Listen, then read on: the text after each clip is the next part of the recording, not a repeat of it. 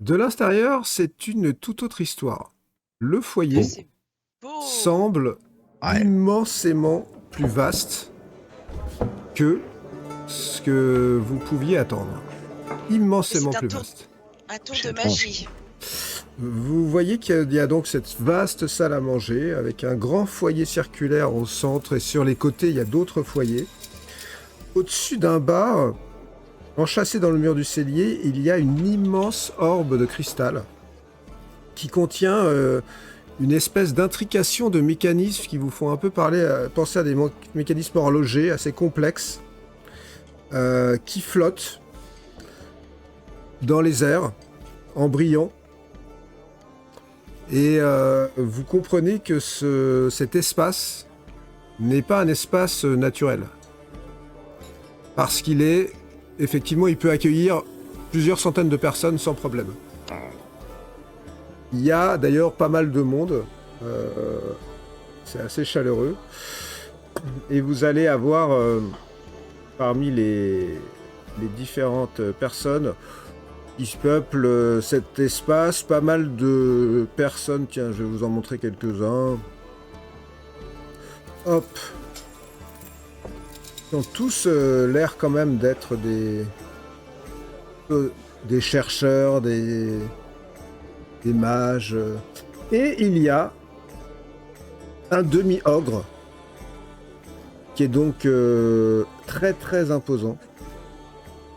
Il est assis. Ah, Ah oui.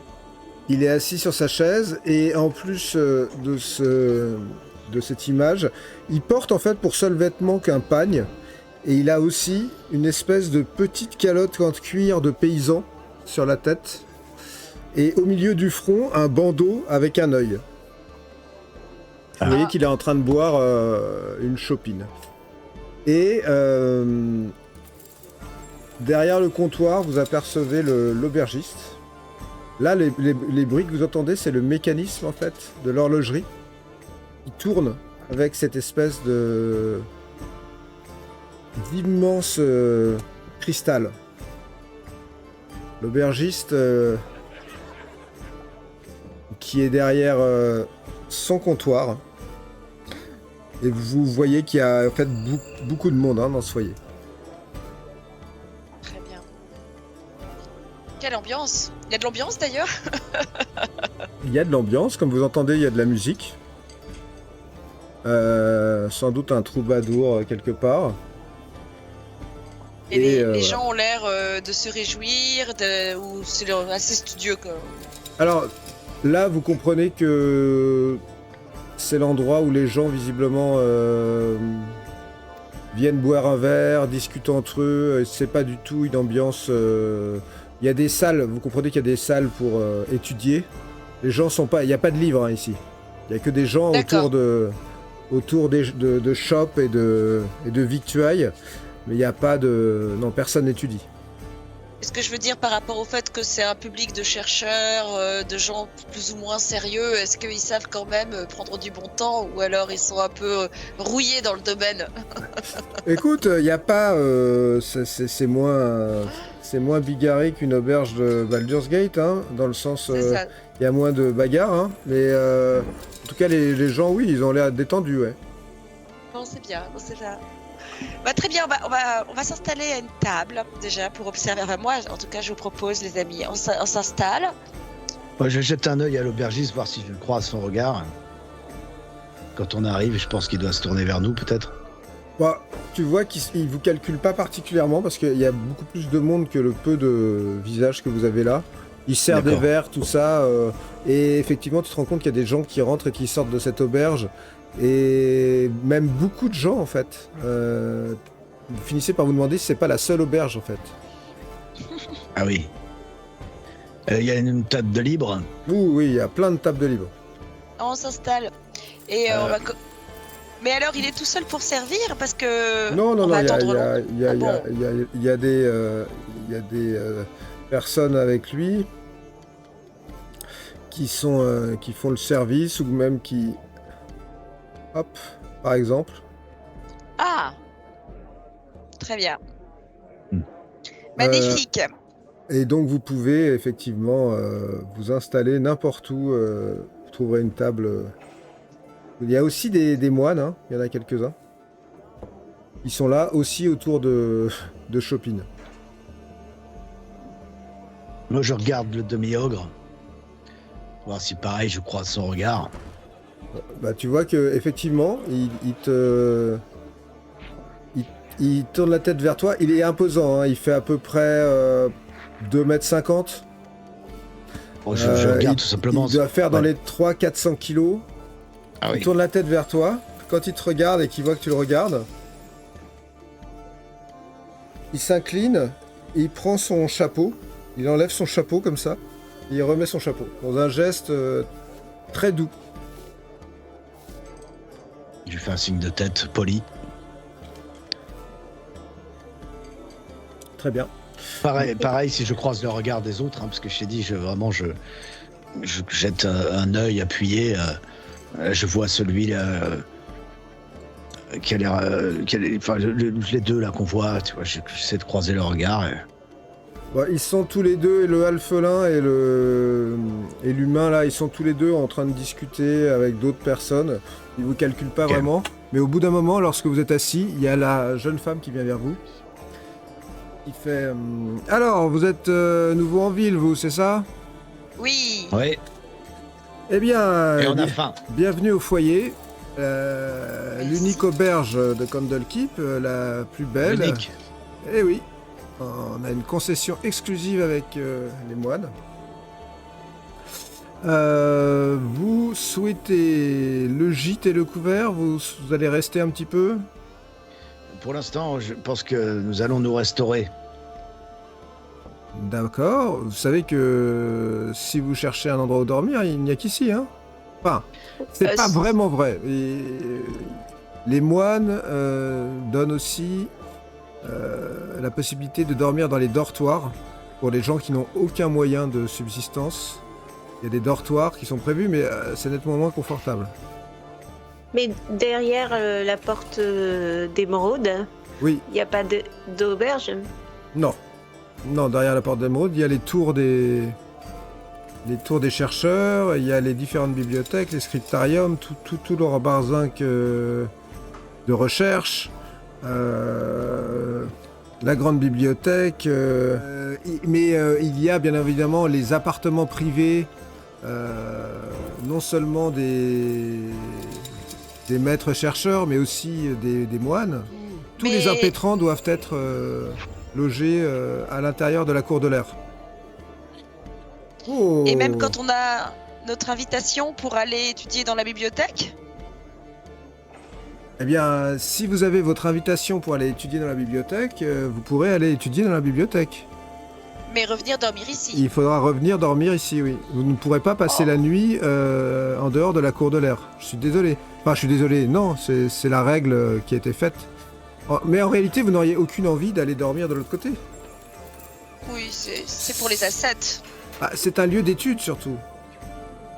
Alors, il y a des fois des gens qui étudient des nuits entières, hein, ça c'est autre chose. Alors, qu'avez-vous comme chambre à nous proposer? Bah écoutez, on a des chambres de très bonne qualité. L'avantage de l'amplificateur géométrique, et là elle tend son bras vers le mécanisme, c'est que nous ne sommes pas limités en espace. Oh. L'auberge, le foyer s'adapte au nombre de clients. Vous voyez? Il y aura toujours une Merveilleux. table pour vous, il y aura toujours une chambre pour vous, il y aura toujours un foyer pour vous. Tout cela est... Ah! Vous entendez ce petit raisonnement? Oui. C'est l'amplificateur. Il est en train de calculer l'espace nécessaire pour vos chambres. Combien de chambres vous souhaitez? Eh bien, moi j'en voudrais une déjà. Après, peut-être que Oriana va vouloir dormir avec son frère. Vous voulez pas attendre Oui. qu'on rencontre la personne que nous recherchons? Elle aura peut-être un autre endroit à nous proposer pour dormir. Mais il n'y a pas auquel cas. d'autre endroit. Sinon, Mais c'est les dortoirs. Eux-mêmes dorment bien quelque part. Ils ont Des appartements, mais Des appartements, des habitations. Mais on va pas aller dormir chez ces gens qu'on connaît pas. Ouais. Ouais, on est bien ici. On est bien dans cette auberge. Bon, comme vous voudrez. Alors au bout de... Alors Oui, je vous écoute. non, bah, c'est une affaire entendue. Il nous faudra donc 3 chambres. 3 chambres. Très bien. Oui. Très bien. Vous avez de quoi payer, je présume? Bien sûr. Bah, Nous c'est sommes combien? riches. Eh bien, disons que ça dépend aussi du temps que vous souhaitez rester. Bah, on peut pas le savoir à l'avance. Nous vendons les chambres. Très sincèrement, les personnes ne viennent ici pour une nuit. Étant donné le prix à payer pour rentrer dans la cité, personne ne vient ici pour une nuit. Généralement, les gens viennent étudier, cela dure au moins une semaine. Nous ne vendons les chambres qu'à la semaine. Eh ben, c'est très bien ça. Ça vous coûtera 10 Pendant pièces une d'or première par semaine. personne. Alors, Quand même. Tarok, je crois que ce que tu as laissé à la petite famille ne va pas suffire. C'est un départ. Seront bons pour le dortoir. Hum. Qu'à cela ne tienne. Donc nous réglons 30 pièces d'or. Allez. 40 par pièces d'or. personne. Ah oui, pardon, par personne, pas par chambre. Ah oui, vous voulez 3 chambres peut-être? Oui, Oui. c'est ça. Excusez-moi, Oui. c'est 10 pièces d'or par chambre, bien sûr. Pour Donc, la semaine. 30 pièces d'or. 30 pièces d'or. Parfait. Très bien. Donc 30. Pensez à vous enlever 30 pièces d'or, chers amis. Eh bien, Je le fais, j'ai assez. vos chambres le sont coffre, calculées. Vous allez avoir droit au repas de bienvenue que l'on va vous C'est servir. offert. Oui, la première soirée. Étant donné, à mon avis, le chemin que vous avez dû faire pour arriver jusqu'à nous, plus le prix que vous avez payé pour entrer, c'est la moindre des choses de vous offrir le couvert. Alors, j'ai une petite question. Merci. Merci beaucoup. Et pour ce qui est du verre de l'amitié, nous attendons un autre ami qui devrait se joindre à nous et je voudrais que vous me prépariez pour lui quelque chose de très spécial. Puis-je vous demander un jus de fruits très sucré avec, au fond, quelque chose de bien corsé en alcool. Ah, très bien, ouais. Bah, De oui. telle sorte à ce que, vous voyez, il adore boire mais n'en supporte pas trop. Si jamais il ne sent pas trop la présence de l'alcool, il boit mieux. Ah oui, je peux faire ça, oui. Oui, il y a Voilà, des clients merci. qui aiment bien ce genre de breuvage, je vais faire ça. Très Ouais, genre un punch bien. bien. Très bien, je m'en occupe. Et d'ailleurs, vous vous installez enfin, vous étiez installé à cette table, on va vous amener à manger et à boire, et vous allez voir la porte s'ouvrir et apparaître Ironie. Irony. Je dis ça pour notre ami qui vient d'arriver, le petit avoué qui est en fait a été chargé de vous guider dans la cour de l'air, qui est la première cour de Candlekeep, et qui est un jeune homme d'une quinzaine d'années, avec des lunettes. Et il arrive, il fait « Ça y est, hein, j'ai donné le message, Sylvira va... Enfin, j'espère que Maître Farkas va vous répondre. Elle est très prise, hein, vous savez. C'est elle est au conseil, hein, c'est une des grosses autorités de Candlekeep. Alors, j'espère qu'elle va vous répondre vite. J'espère Bon. aussi. On vous a bien Ouais, reçu là. Vous êtes content? Oui, le lieu d'ailleurs, est étonnant. Ironie, pour te remercier de ton empressement, nous t'avons pris à boire. Ah, c'est trop gentil, mais et qu'est-ce que c'est? Et regarde, effectivement, il y a un verre. Ah, c'était C'est un jus de un fruits. cocktail de jus de fruits. Un jus de fruits, ah bah oui, bah moi j'aime bien ça, mais vous me l'offrez vraiment? Mais bien sûr. Tu t'occupes de nous à la perfection. Tu es tellement, comment dire, attentionné. Ouais, qui transpire un peu. Et donc si vous êtes content de mes services, il faudrait le dire au maître qui suit mon apprentissage. Peut-être que j'aurai plus de points pour mon oral de la semaine prochaine. Oui, oui, bien sûr, trinquons. À la tienne, Irony. Ah, il trinque et il À boit, notre mais rencontre. il boit vraiment comme un enfant, c'est-à-dire quasiment cul sec. Et Ce que tu as en tête, Sariel. Oh. Et il a une petite grimace comme ça. Mais tu vois que... il a aussi un petit sourire et il a pas la réaction que t'attendais. Il a l'air d'avoir encaissé le truc... normalement. C'est un peu fort quand même le jus de fruits. Je sais pas, je connaissais pas ce fruit. C'est bon, Bah oui. hein, c'est vraiment bon. C'est un cocktail apparemment propre à l'auberge. C'est un cocktail où les fruits sont macérés pendant un certain temps, de telle sorte qu'ils ont un goût un peu plus affirmé. Je pense que tu n'as pas assez bien goûté. Tavernière, une autre.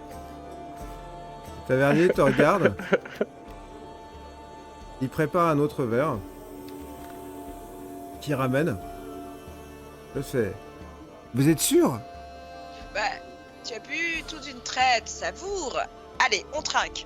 Tous ensemble, les amis. Avec moi, à Irony. Il boit. Et il boit vraiment cul sec encore.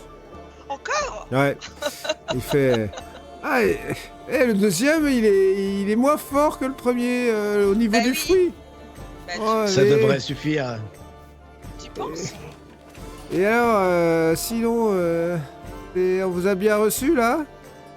Oui, on est assez bien. On est assez bien. Mais quand tu es parti, tu étais en train de nous raconter plein de choses extraordinaires sur la cité. Comment toi es-tu arrivé dans cette cité? Il fixe un point en fait. Vous voyez? Oui. Oui. L'immensité, oui, c'est très grand, effectivement. Non, Irony, la cité. Ah, Comment la est-ce que tu cité. es venu? Nous voulons tout savoir de toi, Irony. Dis-nous tout. C'est-à-dire que il pose son coude en fait sur la table. Vous voyez que le coude commence à partir vers le côté. C'est-à-dire que, comme je l'ai dit, mes parents m'ont abandonné à la porte de la cité Ah, et ils ont été obligés de me prendre pauvre petit chou. Oh, c'est navrant. Parce Quel âge que avais-tu? j'avais un livre qui était empaqueté autour de mon ventre. Oh, tu étais une offrande en quelque sorte. Une offrande en quelque sorte. Peut-être, j'y avais jamais pensé de cette manière-là. Et c'est parle-nous à de ce ce livre. moment-là Ouais. que vous entendez. Le sang et la cendre couvriront les ailes de l'ange déchu. Et sous le premier ciel, la guerre sans fin renaîtra en Avernus. Et tout reprend. Ah, c'est toujours Alonso, hein, c'est foutu. Ouais, il est bon ce jus de fruits, il devrait pas prendre un troisième verre peut-être. Peut-être pas, là. C'est je crois foutu que ça va. prophétie. C'est foutu prophétie J'ai pas bien d'Alonso. entendu. Qu'est-ce qu'il a dit, Alonso? Il a parlé des ailes de l'ange déchu? Il a dit le sang et la cendre couvriront les ailes de l'ange déchu, et sous le premier ciel, la guerre sans fin renaîtra en Avernus.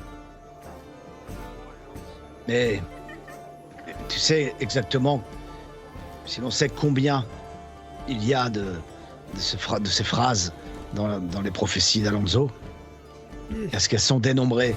Je crois que les magistères ont dit au moins 600 000. Ah oui, c'est ça.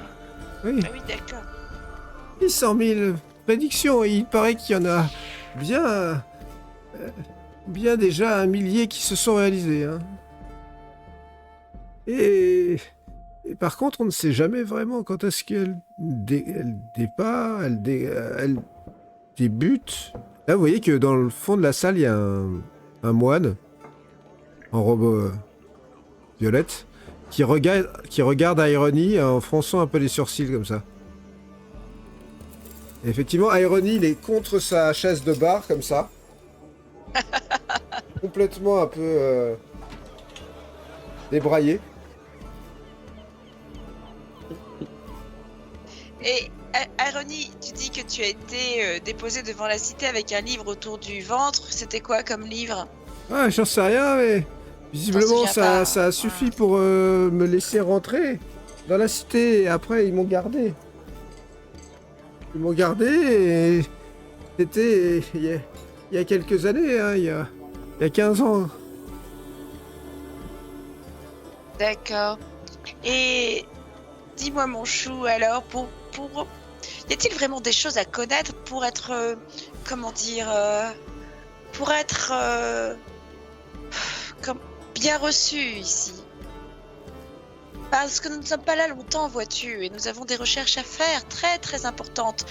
Comprends ce qui nous Il arrive. faut respecter les règles que j'ai données. Sinon, vous ne Oui. serez pas bien reçu, hein, ça c'est sûr. Nous comptons les respecter, mais nous n'avons qu'un mois et nous regarde ce qui est arrivé à notre peuple. Notre ville s'est fait entièrement raser de la carte. Nous sommes tout orphelins que toi, aussi orphelins que toi aujourd'hui. Nous sommes meurtris et nous avons un mois pour essayer de trouver des réponses à nos questions. Alors, aurais-tu des conseils pour que nous puissions passer outre toutes ces règles et que nous allions plus vite dans nos recherches? Je suis pas sûr d'avoir compris la question. Ah, la question Oh. c'est Tu vois qu'il est Comment il aller- transpire. comment aller droit au but. C'était quoi comme fruit? Peut-être qu'il Un faudrait mélange. que tu boives un peu d'eau. Ah Ironie. oui, Tiens, oui. je te sers de l'eau. Bois 2 grands verres d'eau. Ça va te faire du bien. Bois de grands verres d'eau. C'était peut-être un peu trop corsé cette histoire. Il boit 2 grands verres d'eau. Et c'est à ce moment-là Qu'il vomit. que la porte, que la Ah, c'est porte, moi, hein. que la porte s'ouvre et que vous voyez d'abord rien parce que la porte s'ouvre et il y a rien. Puis après vous voyez qu'au niveau du sol, il y a une toute petite créature comme ça qui sautille et qui vient jusqu'à vous et qui commence à parler dans une langue dont vous n'avez aucune idée de ce que ça pourrait être. Il s'adresse à nous. Il a l'air de s'adresser à nous. Il a l'air de s'adresser à vous. Il a sautillé, il est sur la table. Personne n'a pris ombrage de cette créature, visiblement. Ah si, attends. Il y a Ironie. Irony qui fait... qu'est-ce qu'il C'est le familier de Maître Farkas. Et je pense qu'elle l'a envoyé vous chercher. Ah, C'est un Quadzit, c'est un démon. un Un démon. démon. Vous parlez pas le démon. Attends, ça je suis pas sûre. Non, seulement l'infernal. Mais j'avais pas un talent qui me permettait de comprendre ou de lire toutes les langues ou quelque chose. C'est possible. il me semble. C'est possible que tu aies eu ça. Je crois que Mm. j'ai ce genre de choses moi. En fait, je lis toutes les formes d'écriture, mais je les comprends pas forcément à l'oral. Bon, allez, si c'est le serviteur de Fakras, Oui, n'avons qu'à le suivre. ouais. Il Oui, vous on arrive. regarde. on finit le repas prestamment et Vous on va le suivre. devriez le suivre, hein. Vous devriez vraiment le suivre parce que si elle l'a envoyé vous chercher, il faut pas rater l'occasion de voir Maître Farkas. Il y a des gens qui rêvent de la rencontrer et d'être sous son enseignement, comme moi par exemple. Et moi, je ne l'ai jamais vu, vous voyez. Donc, s'il vous amène là-bas, allez-y. Je parle le draconique. Est-ce que ça fait partie des Non. non gobelin, draconique, elfique, infernal? Bah, c'est du démoniaque. Du démoniaque, d'accord. Ouais. Alors, Moi, je comprends m'empresse rien. de finir mon repas un peu goulûment. quoi. Moi aussi, je mets un dernier croc dans mon poulet et Très bien. allons-y. Ah, allez. Vous suivez le Quadzik dans d'abord la cour de l'air, la cour dans laquelle vous étiez en rentrant en Candlekeep. Puis ensuite, on va vous amener devant une porte. La petite créature sautille sur le sol, vous la suivez et vous arrivez à ce que vous comprenez être la porte d'émeraude. Devant cette porte, il y a un homme. Un seul homme. Un prêtre. Il n'est pas exactement habillé comme les autres, il a l'air plus robuste. Il a pas d'arme. Il vous regarde. Et vous l'entendez échanger des mots dans la même langue avec le Quadzik. Et il se retourne vers vous, il fait... Vous avez tous rendez-vous avec Maître Farkas. Ah oui. Tous les En 4. effet. Oui. Et là, vous voyez qu'il a le même genre d'anneau que les autres doigts. Il hoche la tête et il utilise une clé qu'il a à la ceinture et il ouvre cette porte. Cette lourde porte d'émeraude qui s'ouvre sur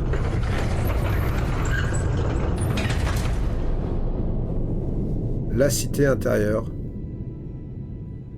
de Candlekeep. La cité intérieure de Candlekeep vous surprend d'abord par Oh. sa folie. Il y a des bâtiments totalement disparates, beaucoup de tours qui ont des formes étranges, comme je vous l'avais dit. Je vais vous montrer d'autres images de cette cité intérieure qui donnent plus les dimensions.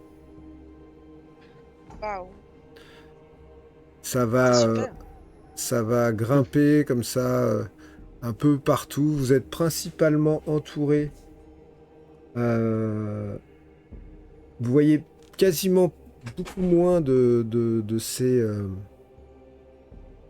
des gens qui sont les visiteurs et vous voyez beaucoup plus de groupes de moines qui passent, qui vont de tour en tour. Des fois, ils accompagnent une personne. Des fois, ils sont seuls. Et puis, le Quadzit grimpe dans un escalier. Vous comprenez que vous êtes déjà perdu, en fait. Très rapidement. Ce que vous a dit tout à l'heure Aéroni, ça devient très concret. C'est que dès que vous avez pris le premier escalier, vous êtes déjà perdu, en fait. Il y a trop d'allées et venues. Il traverse une tour par une passerelle. Il passe dans une autre passerelle. Vous avez l'impression de vous rapprocher un petit peu de la partie centrale de la cité, la partie centrale où Aéroni vous avez montré le fameux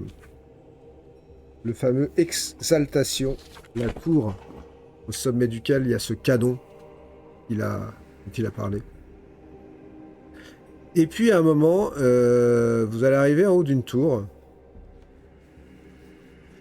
et la créature va clopiner à l'entrée d'une porte. Et vous comprenez que derrière cette porte doit se trouver le laboratoire de Sylvira Farkas. Est-ce que... Sylvira Salkiras. Salkiras, pardon. Vous ouvrez Et cette Aéroni porte. n'est pas venu avec nous, hein. Non, non, il n'est pas venu avec vous. Donc on est seul là pour l'instant. Vous êtes absolument seul. J'observe si je vois pas d'orbe de scrutation. Oui, tu peux me faire un geste, si tu veux. J'essaye d'en faire autant.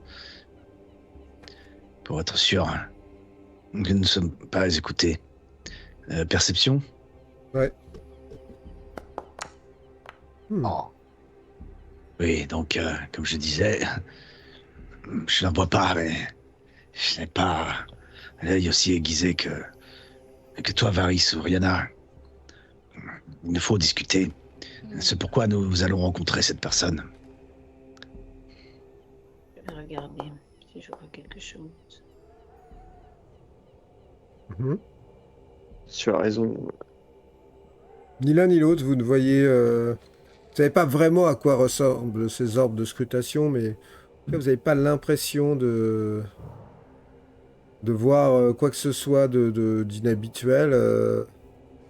Là, vous êtes vraiment en haut d'une tour face à une porte assez classique. Et il y a deux choses. Rappelez-vous, mes amis, que la magicienne que nous allons voir, Sylvira Salkiras, c'est l'érudite la plus renommée de tout Faerun pour ce qui concerne les enfers. Et elle gère les affaires mystiques de la cité de Candle Keep.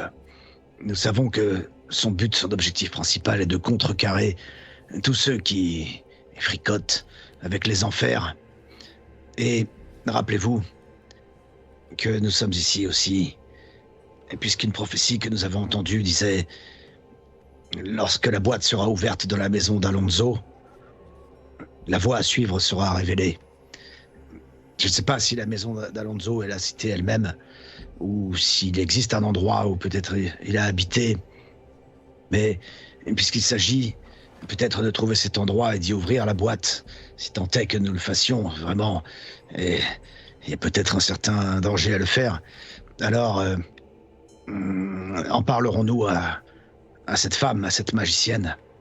Si elle est si érudite, si elle connaît tout ce qui touche aux enfers et qu'elle lutte justement pour cela, nous pourrons lui raconter tout notre périple depuis El Tourelle et ce que nous savons sur qui se cache derrière tout cela, Zariel, ses légions, les enfers.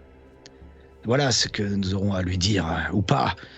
Prendrons-nous des pincettes pour lui raconter tout cela, ou mettons-nous le pied dans le plat, si j'ose dire. Qu'en pensez-vous ? Cela dépendra du personnage, mais tout nous incite à la prudence. En même temps, nous avons tellement de questions, comment ne pas se livrer un minimum pour obtenir des réponses? Oui, mais allons-nous lui parler de la boîte, de but en blanc? De but en blanc, elle s'attend à ce qu'on lui fasse une révélation. Elle nous a convoqués pour cela. Que lui diras-tu Oui, si tu je lui parles pense pas que nous ne pouvons pas esquiver le fait de lui dire. Et donc lui présenter la boîte. Eh bien oui, moi je serais assez curieuse d'avoir sa réaction. Si elle nous disait que cette boîte, elle tenait à la garder sans rien nous révéler de plus. Bon, c'est la question que je me pose, mais qu'en pensez-vous? Nous avons déjà donné 3 livres, nous ne céderons pas la boîte. Nous avons besoin d'avoir des réponses. Les réponses, nous les aurons. Alors j'ai une idée. Attends, ça y est, on lui parle les de réponses. La boîte, mais on la lui montre pas, on lui dit pas qu'on l'a. On explique qu'on l'a vu, on explique qu'on a croisé son homme dans les sous-sols de la duchesse. On lui raconte toute notre périple sans dire que la boîte est en notre possession. On lui parle de l'ange déchu, on lui parle de tout. Encore une fois, lorsque la boîte sera ouverte dans la maison d'Alonso, la voie à suivre sera révélée. C'est la réponse que nous attendons. Alors montre-lui la boîte. Pourquoi tu tergiverses? Oui, et puis, je pense qu'on peut lui... Enfin, elle avait envoyé quelqu'un le chercher, donc elle aussi la cherche, et visiblement pas pour de mauvaises raisons. J'ai une idée.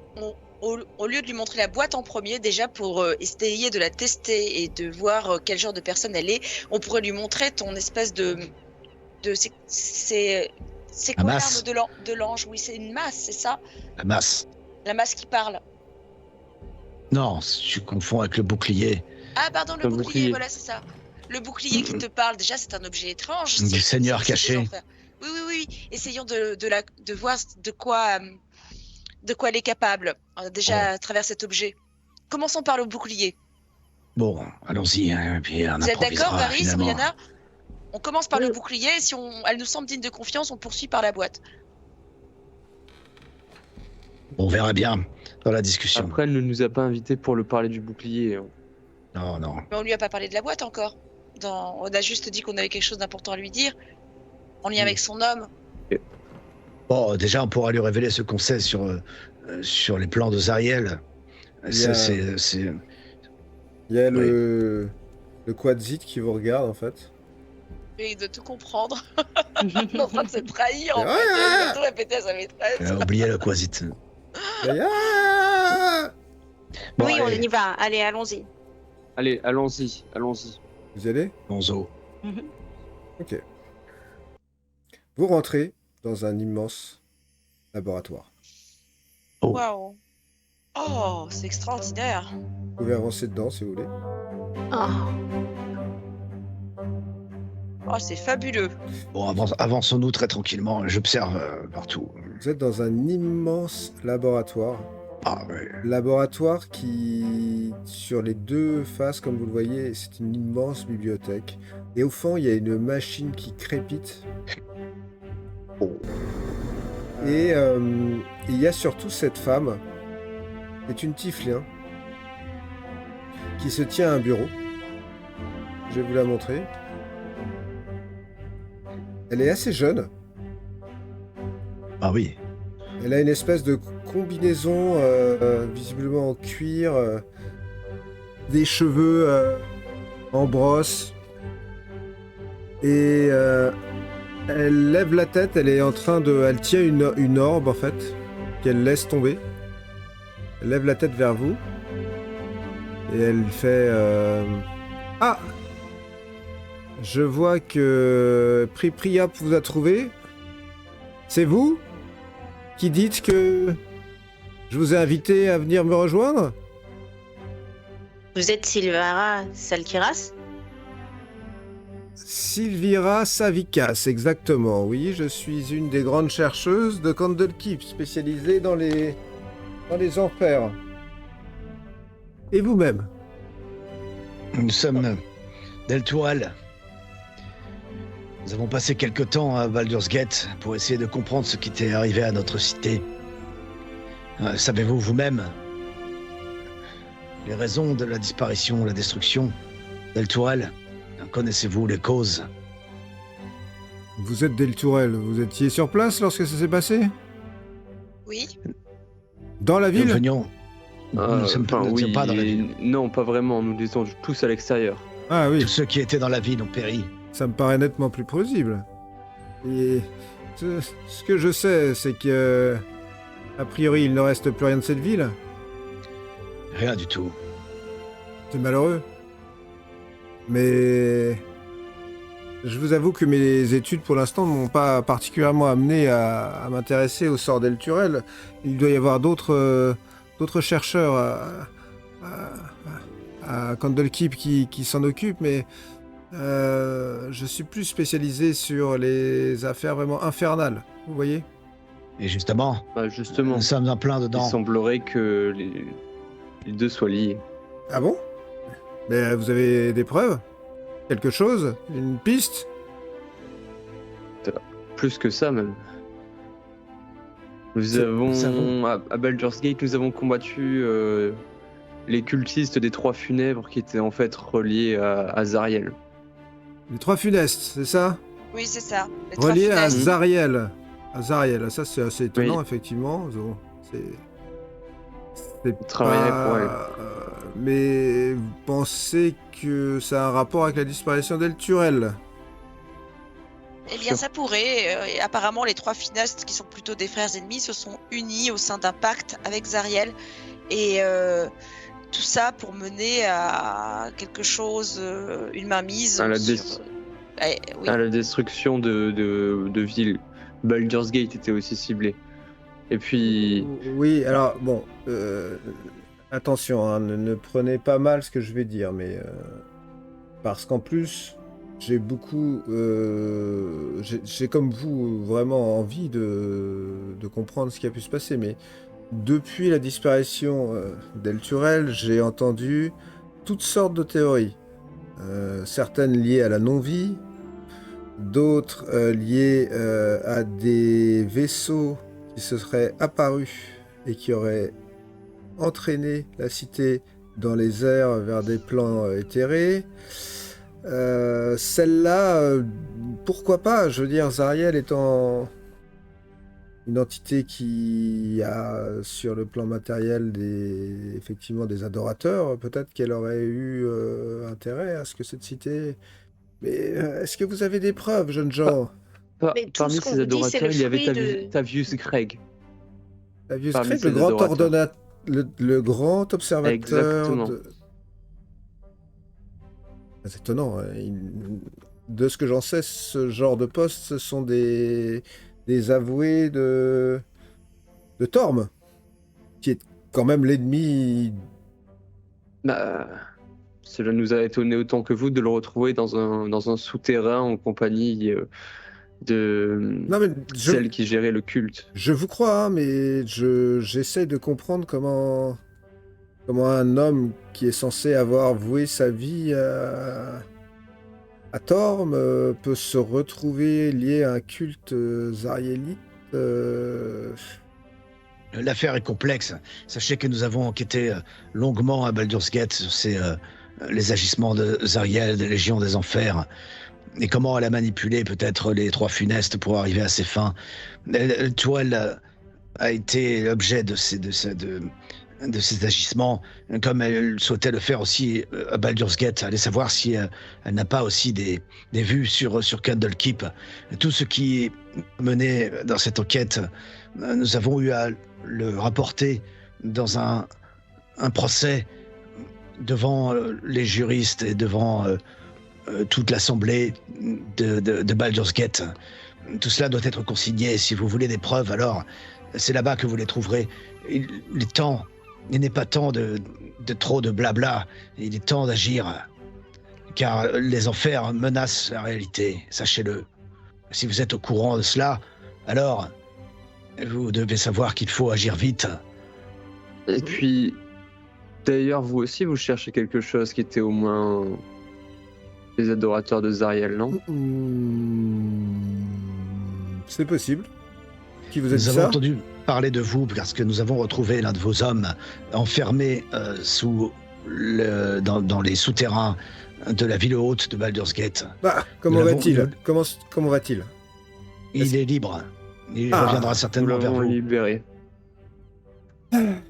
Elle a l'air vraiment d'être, pour le coup, vraiment rassurée. J'étais sûr qu'il prendrait trop de risques. Qu'est-ce qu'il vous a dit exactement? C'est lui qui vous a dit de venir me voir?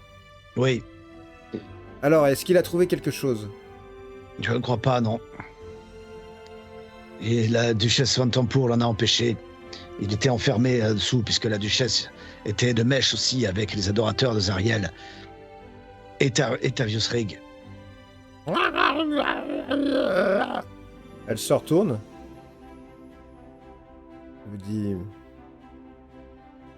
Priap me dit que vous avez une boîte et un bouclier.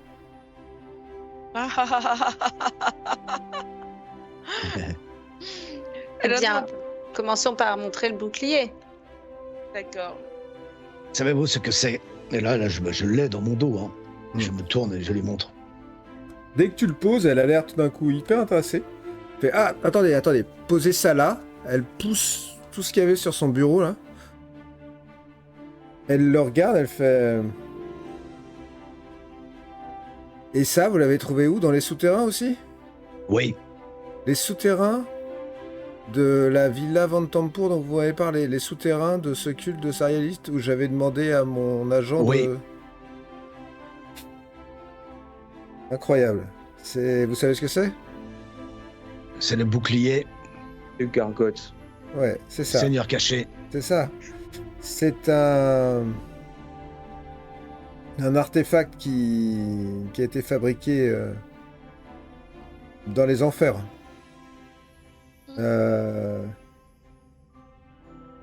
Normalement, il n'aurait jamais dû se retrouver sur notre plan, mais visiblement, ce bon Gargotte a décidé de faire en sorte qu'il croise votre chemin. Vous êtes censé, vous avez déjà entendu des murmures, vous avez eu des visions. Il se retourne vers vous oui. tous. Des voix, sa voix nous parle, oui. Tandis que les visions, pas encore. Surtout à toi. Il parle pas à tout le monde, hein. Il parle à tout le monde, vous l'avez tous entendu. Et moi, je le Oui, porte. mais... Bah, c'est normal, puisque, a priori, si vous avez été en contact avec ce bouclier, sachez que vous êtes censé entendre les murmures du Seigneur caché. On ne sait pas vraiment si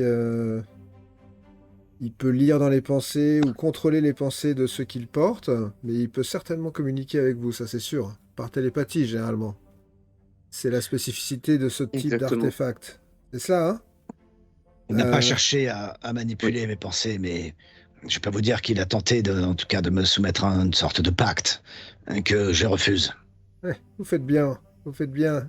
Euh, Est-ce qu'il a utilisé un pouvoir déjà? Est-ce que ce bouclier a utilisé un pouvoir?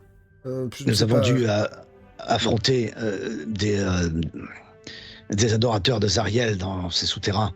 Et je l'ai vu, oui, produire une sorte d'énergie, Un mur de qui, feu, boule de feu, une jet de sorte feu. de décharge Hmm. d'énergie.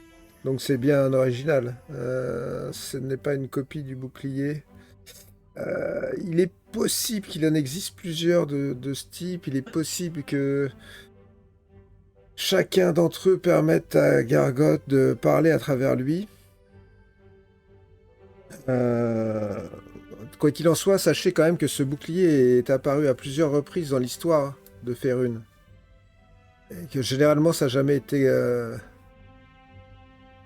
ça n'a jamais été bon signe lorsqu'il apparaît. Et Vous connaissez un peu Gargot? Je vois que vous deux, là, il se retourne vers les deux Tieflins. Vous avez des connaissances? Un peu? Bah, connaissance, moi pas trop. Oui. Je vois. Ce n'est pas parce qu'on est Tieflin qu'on est censé connaître les enfers, hein. C'est un des préjugés qu'on a généralement sur notre race. Il se trouve que moi, j'en suis la grande spécialiste et je Exactement. suis Tieflin. Mais, et vous autres non plus, peut-être? Il se retourne vers toi, Tarok. j'en connais vraiment trop peu. Bien. Je sais que ce bouclier parle avec la voix de Gargot. Alors, je vais vous expliquer pour que vous puissiez avoir un meilleur aperçu de ce qui se trouve dans ce bouclier qui était Gargot. C'était autrefois un archiduc d'Avernus. Il y en a un seul à chaque plan d'Avernus. Il en était un. C'est vous dire l'importance qu'il avait. Il a été renversé par un autre puissant diable nommé Bel, qui, il faut bien le dire, a lui-même été renversé par Zariel, qui aujourd'hui est à la tête des armées d'Avernus. Gargot a alors pris ce fameux nom qu'il dispense un peu partout de 10e seigneur des 9 et de seigneur perdu de la fosse, entre autres titres de seigneur caché.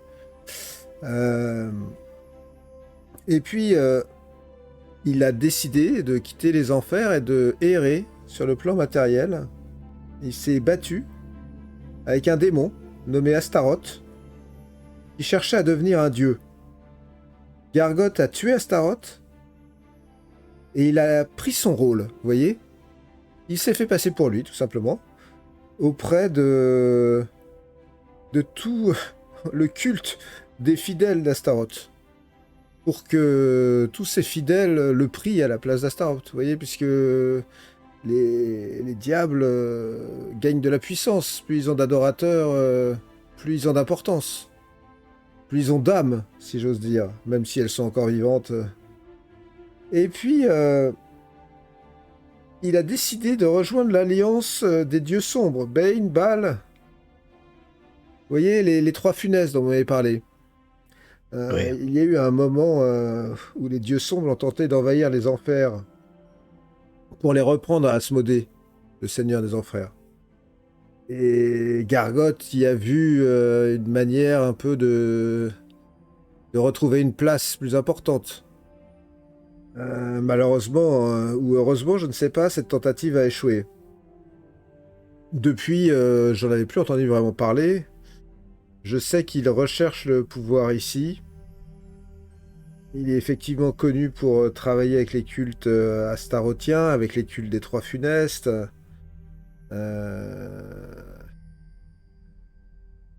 Il travaille maintenant avec le culte de Zariel. C'est assez étrange car elle n'est pas censée du tout être une amie pour lui. Elle a pris d'une certaine manière sa place. Mhm. Est-ce qu'on a toujours les lettres de Tavius Krieg ou est-ce qu'elles ont été Ouais, laissées j'en ai une et je pense que... Ah oui, ouais, est-ce qu'on Oui, les a vous les toujours avez, Est-ce qu'on hein. les a... Ah, on les a gardés, ils n'ont pas gardé les Ok. preuves. Ah si, ils ont gardé les preuves, bien sûr. Ah oui. Je me rappelle d'une lettre de Tavius Krieg. C'était des lettres signées TK. Et nous avons finalement Oui. compris que ce TK qui échangeait avec les Vantompour était bien le Tavius Krieg, le grand ordonnateur d'El Tourelle, à ma grande Surtout qu'on surprise. l'a croisé. Et Pour ce qui est des Turel, je pense que si vous avez cette boîte, cela sera plus directement lié à notre affaire. il est dit dans une prophétie que lorsque cette boîte sera ouverte de la maison d'Alonso, la voie à suivre sera révélée. Tu connaissais cette prophétie? Oui, je la connais, oui. Où se trouve cette maison d'Alonso? S'agit-il de Candlekeep? Est-il un endroit consacré où Alonso aurait habité? Il n'y a qu'une seule maison d'Alonso et c'est ici. À Candlekeep. Mm. Et donc il s'agit, à ce moment-là, dans ce qui est dit, que si cette boîte est ouverte ici et là, entre les murs de cette cité, la voie à suivre sera révélée. Mais de quelle voie? Encore faut-il ouvrir la boîte? Et vous savez ce qu'elle contient? Montrez-la moi, j'aurais peut-être une idée. Ok, je la sors. Doit-on avoir peur de ce qu'elle contient? Sincèrement, je ne sais pas. Disons que... Tu la sors, là? Ouais. Je crois qu'elle contient le pacte avec Zariel. Pour Tavius Krieg, elle contenait la déclaration du puissant dessein auquel ils sont attelés. Elle prend la boîte. Et vous aviez vu la boîte, hein, plusieurs fois, non? Oui, oui. Ok. Oui. Varys me l'a longtemps caché. J'ai caché des 39, enfin une soirée. Je me suis d'ailleurs demandé pourquoi. Mais ça reste entre nous. Oh, mais n'avons pas notre linge sale en public, voyons, Tarok. Oui, dites-nous ce que vous en pensez. Elle regarde la boîte. Elle commence à la manipuler. C'est un puzzle infernal. C'est une boîte à contrat. Ou autre, mais généralement à contrat. Elles sont fabriquées par les diables et les démons. Lorsqu'ils pactisent entre eux ou avec des entités humaines. Généralement, elles sont faites en acier infernal, comme celle-là. Elles peuvent être faites en os, en ossement ou en corne. Elles peuvent avoir plusieurs formes. Celle-ci, comme vous le voyez, elle est complexe. Elle est faite à la fois pour protéger le contenu, mais aussi pour tenter celui qui voudrait l'ouvrir. Vous voyez ? C'est un processus de résolution d'énigmes assez complexe qui scelle cette boîte. Si jamais vous l'ouvrez pas dans les règles de l'art, elle peut vous lier avec celui qui l'a créé sans même que vous donniez votre accord. C'est pour ça que c'est très très compliqué d'ouvrir une boîte de ce type. Ça ne peut être fait que par des spécialistes. Et il se trouve que j'en suis une. Et que c'est exactement l'arme, c'est exactement l'objet que j'ai envoyé mon ami récupérer à Candlekeep pour les mêmes raisons que celles que vous avez invoquées. Sont cette prédiction d'Alonso. J'ai réussi à faire le lien avec cette boîte dont j'avais entendu parler. Et je pense qu'à l'intérieur se trouve une révélation qui pourrait tout changer pour l'avenir de votre cité, Del Turel. Reste encore à l'ouvrir. Et là, vous voyez qu'elle se dirige vers la machine qui est au bout. Elle fait, vous voyez cette machine? Oui. Elle va, d'une certaine manière, décoder l'énigme de cette boîte, mais sans que nous ayons à le faire nous-mêmes. Si jamais, on va dire, il y a des conséquences fâcheuses à l'ouverture, elles seront magiquement absorbées par l'énergie de cette machine. Le processus n'est pas immédiat, il faut que je la laisse en gestation ici. Il peut y en avoir pour plusieurs jours, au moins une journée entière, hein.